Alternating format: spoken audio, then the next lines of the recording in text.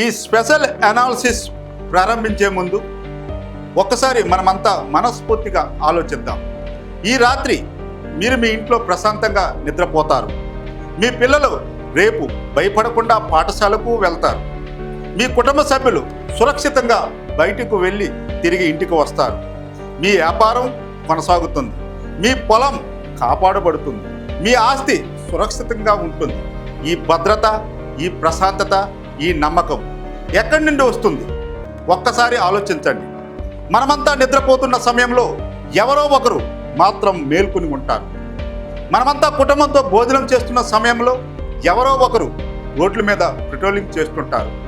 మనమంతా పండుగలు జరుపుకుంటున్నప్పుడు ఎవరో ఒకరు ఇంటికి వెళ్లకుండా విధుల్లో ఉంటారు.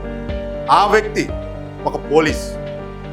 అందుకే పోలీస్ వ్యవస్థ అనేది ఒక ప్రభుత్వ శాఖ మాత్రమే కాదు, ఒక నాగరిక సమాజానికి వెన్నెముక, చట్టాన్ని కాపాడే వ్యవస్థ, ప్రజాస్వామ్యానికి కనిపించే ముఖ చిత్రం.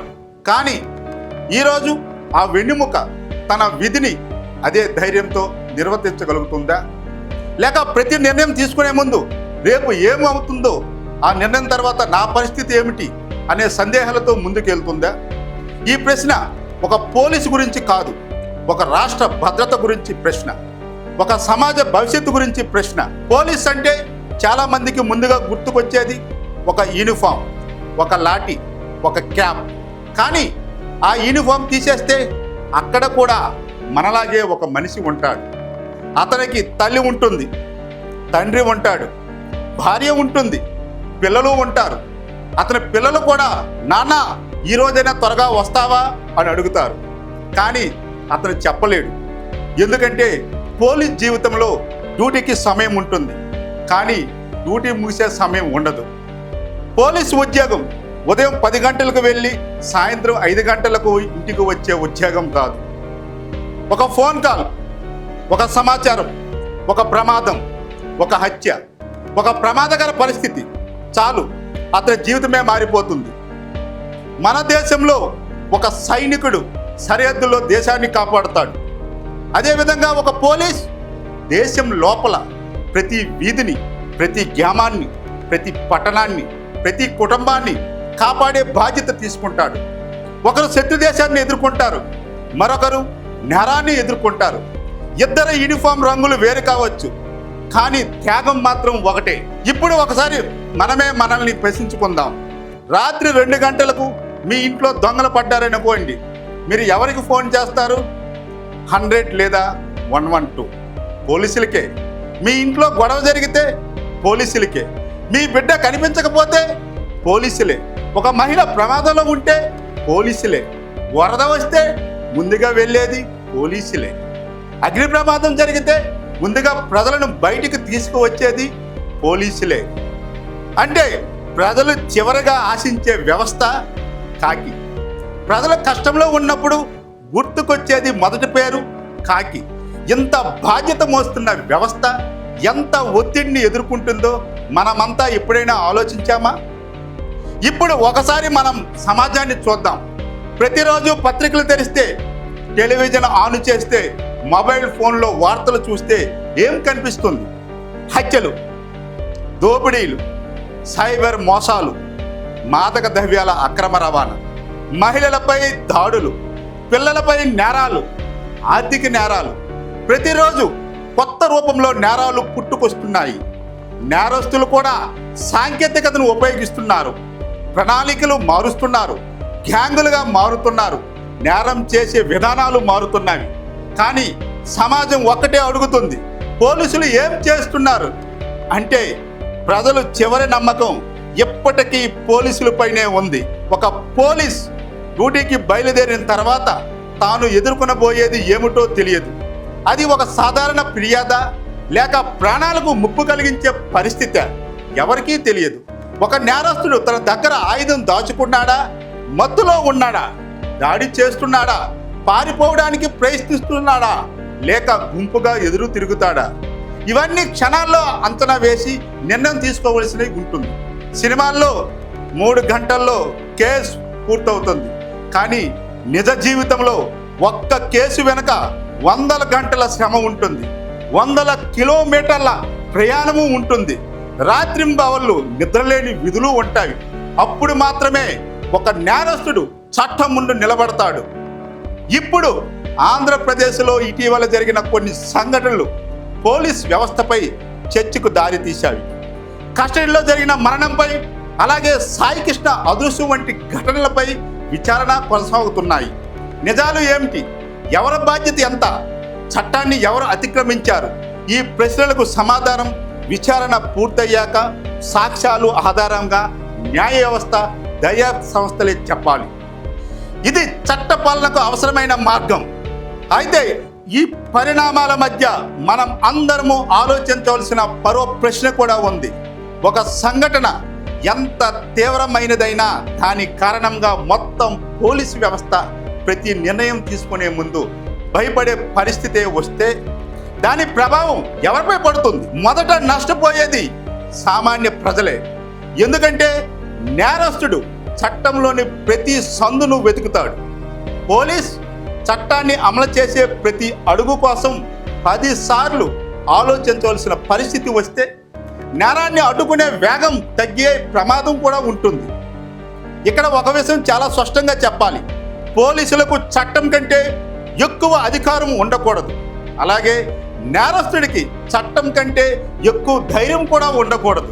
ఈ రెండింటి మధ్య సమతుల్యతే ప్రజాస్వామ్యానికి అసలైన బలం. పోలీస్ అంటే కేవలం నేరస్తుడిని పట్టుకోవడమే కాదు, ప్రమాద సమయంలో రక్షించడం, వరదల్లో ప్రజలను బయటికి తీసుకురావడం, తప్పిపోయిన చిన్నారులను కుటుంబాలకు చేర్చడం, మహిళలకు అండగా నిలవడం, పెద్ద ఉత్సవాల్లో లక్షలాది మంది భద్రతను పర్యవేక్షించడం, ఎన్నికలు ప్రశాంతంగా నిర్వహించడం, ఇవి కూడా అదే పోలీస్ బాధ్యతలు. అందుకే కాకిని చూసే దృష్టి ఒక సంఘటనతో ఏర్పడకూడదు. వేలాది మంది నిజాయితీ గల విధులు నిర్వహిస్తున్న పోలీసుల సేవలను కూడా సమాజం గుర్తించుకోవాలి. అదే సమయంలో చట్టాన్ని అతిక్రమించే వారిపై నిష్పాక్షంగా చర్యలు కూడా తీసుకోవడం కూడా అంతే అవసరం. ఎందుకంటే ప్రజలకు కావాల్సింది అన్యాయాన్ని కప్పిపుచ్చే వ్యవస్థ కాదు, నిజాన్ని వెతికి తీసే వ్యవస్థ. అలాగే నిజాయితీగా విధులు నిర్వర్తించే అధికారికి అవసరమైన భయం లేకుండా పనిచేసే వాతావరణం.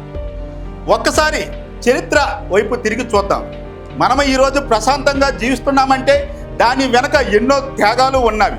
ఆ త్యాగాల్లో కాకి చేసిన త్యాగాలు కూడా తక్కువ కావు.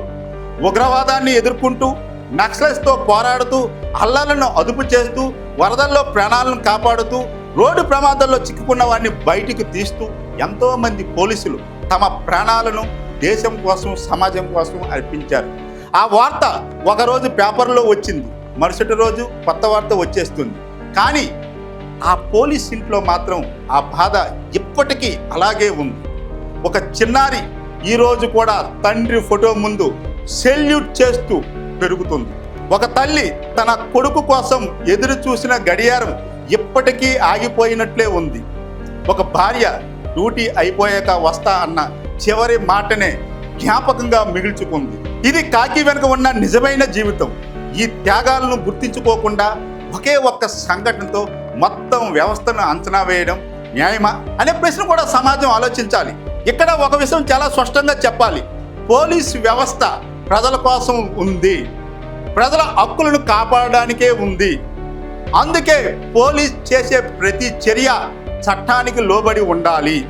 అదే సమయంలో పోలీస్ చట్టబద్ధంగా విధులు నిర్వహించినప్పుడు అనవసర భయం, అనవసర ఒత్తిడి ఆ వ్యవస్థను బలహీనపరచకూడదు.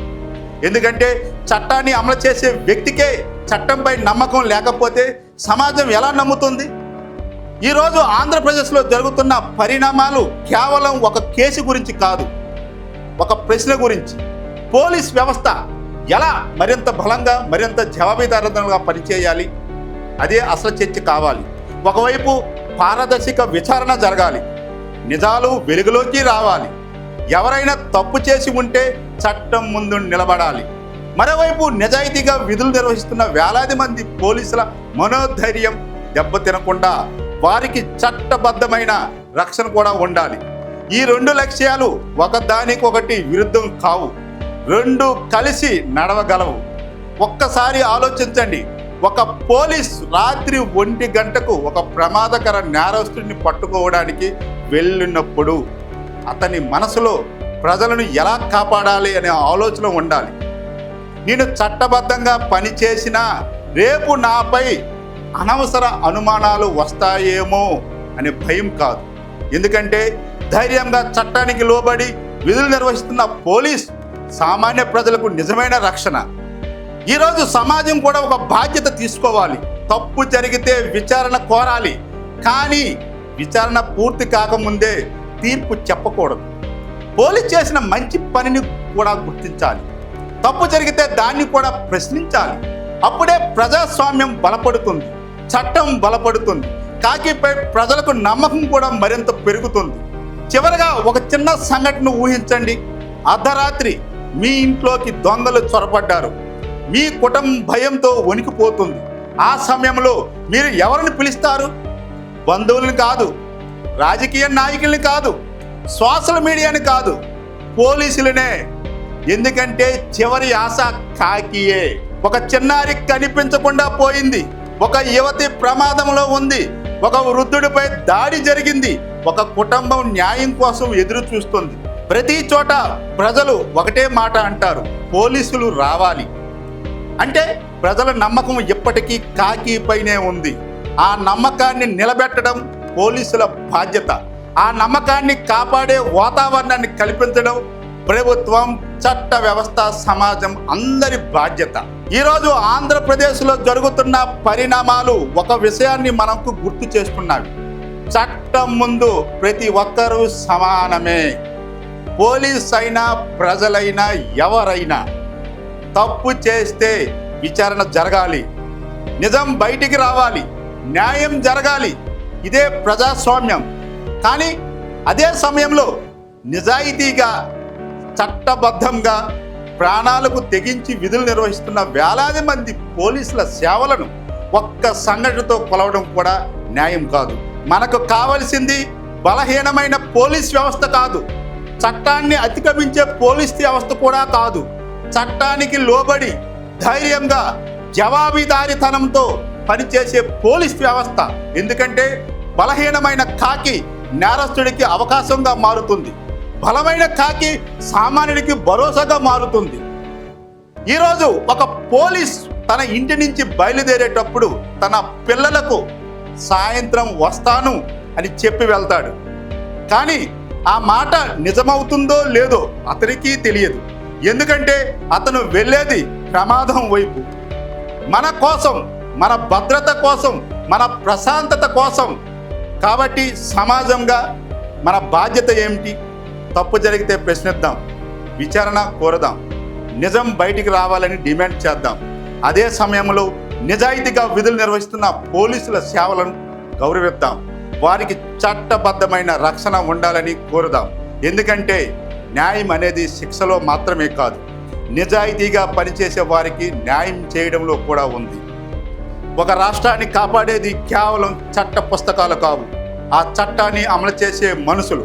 ఆ మనుషుల్లో ఒకవైపు బాధ్యత ఉండాలి, మరోవైపు ధైర్యం ఉండాలి. ఆ ధైర్యానికి చట్టం అండగా ఉండాలి, ఆ బాధ్యతకు ప్రజలు విశ్వాసం తోడుగా ఉండాలి. అప్పుడు మాత్రమే నేరస్తుడికి చట్టం అంటే భయం ఉంటుంది, సామాన్యుడికి చట్టం అంటే నమ్మకం ఉంటుంది, పోలీసులకు విధి అంటే గౌరవం ఉంటుంది, రాష్ట్రానికి శాంతి ఉంటుంది, ప్రజాస్వామ్యానికి బలం ఉంటుంది. ఎందుకంటే కాకి బలంగా ఉంటే చట్టం బలంగా ఉంటుంది, చట్టం బలంగా ఉంటే ప్రజలు సురక్షితంగా ఉంటారు, ప్రజలు సురక్షితంగా ఉంటే అదే ఒక బలమైన రాష్ట్రానికి నిజమైన నిర్వచనం.